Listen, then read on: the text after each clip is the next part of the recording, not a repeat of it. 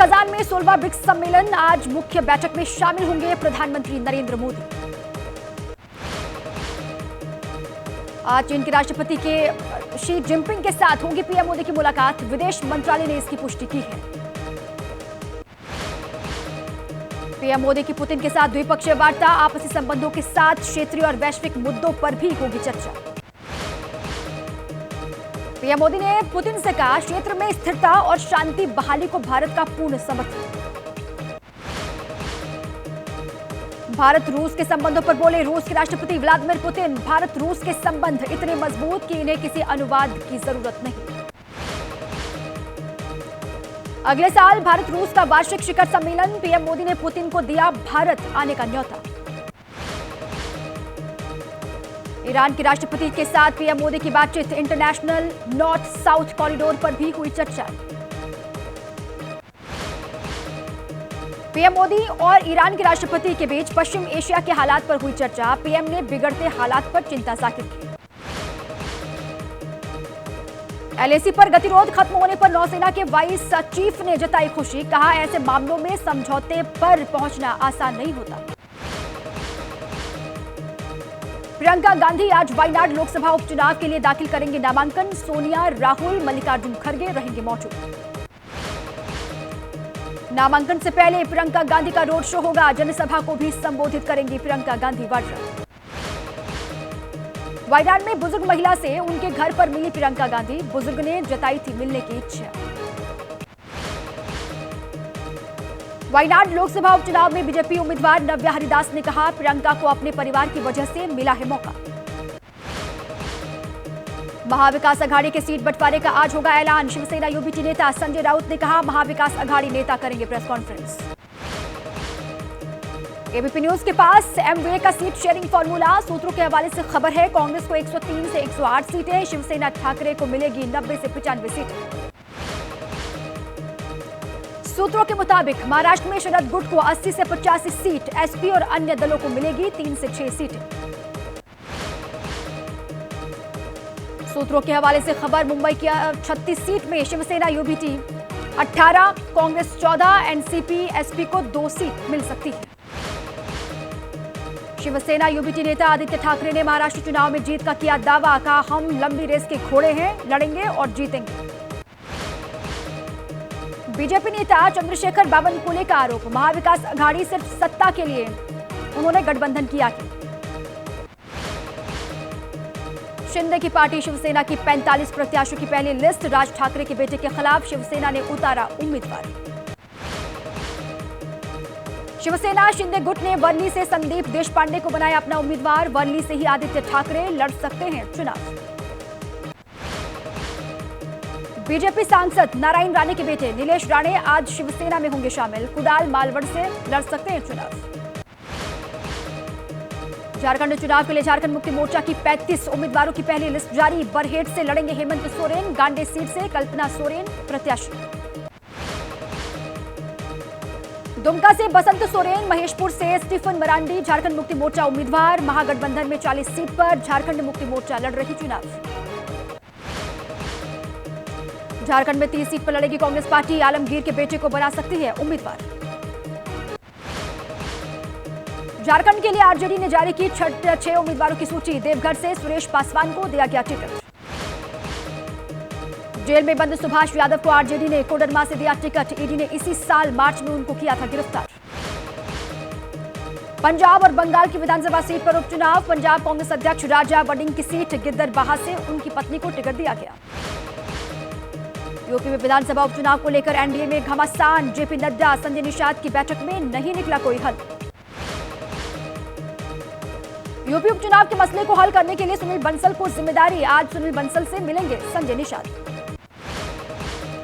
और अरिया में बीजेपी सांसद प्रदीप सिंह के आवास पर अवैध हथियार के साथ पकड़ा गया संदिग्ध। पुलिस ने हिरासत में लिया, पूछताछ जारी।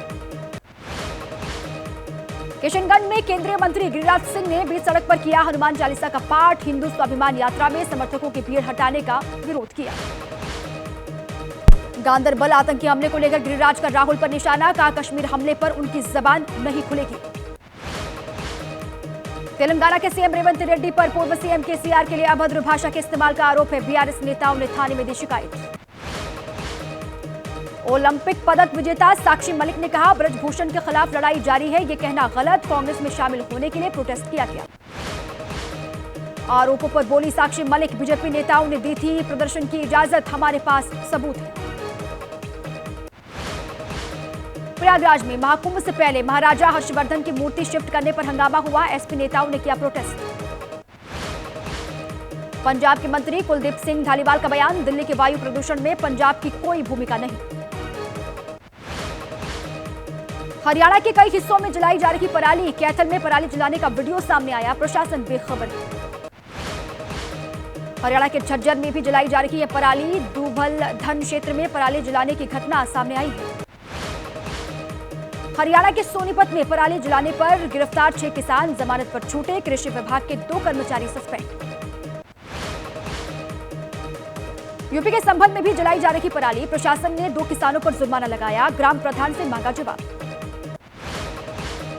दिल्ली एनसीआर में पॉल्यूशन के मामले पर आज सुप्रीम कोर्ट में सुनवाई। पंजाब हरियाणा के मुख्य सचिवों को व्यक्तिगत रूप से पेश होने का आदेश। मंगलवार को 50 उड़ानों में मिली फिर से बम की धमकी। पिछले 9 दिन में विमान कंपनियों को 600 करोड़ का नुकसान हुआ है। दिल्ली की जामिया यूनिवर्सिटी में हालात सामान्य हैं। दिवाली मनाने को लेकर छात्रों के 2 गुटों में झड़प हो गई थी।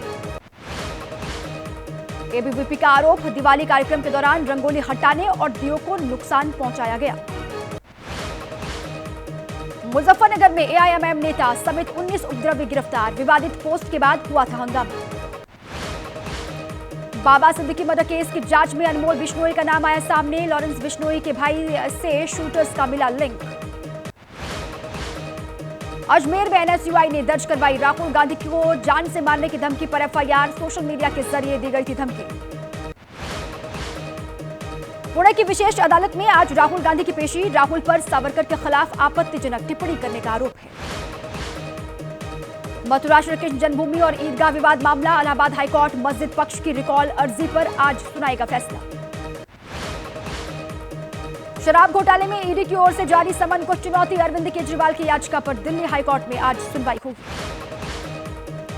मैरिटल रेप मामले में आज भी सुप्रीम कोर्ट में सुनवाई। कानूनी सवाल और आगे की सुनवाई की रूपरेखा तय करेगा कोर्ट। जामा मस्जिद को संरक्षित स्मारक घोषित करने की मांग, याचिका पर आज दिल्ली हाईकोर्ट में होगी सुनवाई। गुजरात के वडोदरा में सामने आया डिजिटल अरेस्ट का वीडियो। एक महिला को 4 घंटे तक किया गया डिजिटल अरेस्ट। वडोदरा की महिला को वीडियो कॉल करने वाले ने खुद को बताया आईपीएस ऑफिसर। केस के निपटारे के नाम पर महिला से ठगे 1 लाख रुपए। आगरा में नकली दवा बनाने वाली फैक्ट्री पर छापा, मौके से बड़ी मात्रा में नकली दवाइयां बरामद। राजस्थान से जयपुर में प्रशासन ने सील किया सरसों का स्टॉक, कई किलो घी भी सीज किया गया। महाराष्ट्र के नागपुर में शालीमार एक्सप्रेस डीरेल हो गई, हादसे में किसी यात्री को नहीं आई चोट। यूपी के जौनपुर में दूध खौलाते समय फटा बॉयलर, हादसे में महिला की दर्दनाक मौत हो गई है। मिठाई बनाने के दौरान यह हादसा हुआ। यूपी के जौनपुर में पुलिस थाने के बाहर खड़े वाहनों में अचानक से आग लगी, चेकिंग के दौरान जब्त किए गए थे वाहन। बेंगलुरु में निर्माणाधीन इमारत गिरी, मलबे में दबने से एक मजदूर की मौत हुई है। रेस्क्यू टीम ने 14 लोगों की जान बचाई। बेंगलुरु में हुई भारी बारिश की वजह से बाढ़ जैसे हालात बने। पिछले 3 दिनों में हुई मूसलाधार बारिश से जनजीवन प्रभावित हुआ। बंगाल की खाड़ी में चक्रवाती तूफान दाना को लेकर हाई अलर्ट है। ओडिशा के 14 जिलों में स्कूल कॉलेज 25 अक्टूबर तक बंद रहेंगे। चक्रवात तूफान दाना से निपटने के लिए ओडिशा सरकार की तैयारी, मछुआरों को 25 अक्टूबर तक समंदर में न जाने की सलाह। चक्रवाती तूफान दाना को लेकर ओडिशा सरकार ने कसी कमर, 250 राहत केंद्र और 500 अस्थायी शेल्टर हाउस तैयार किए गए।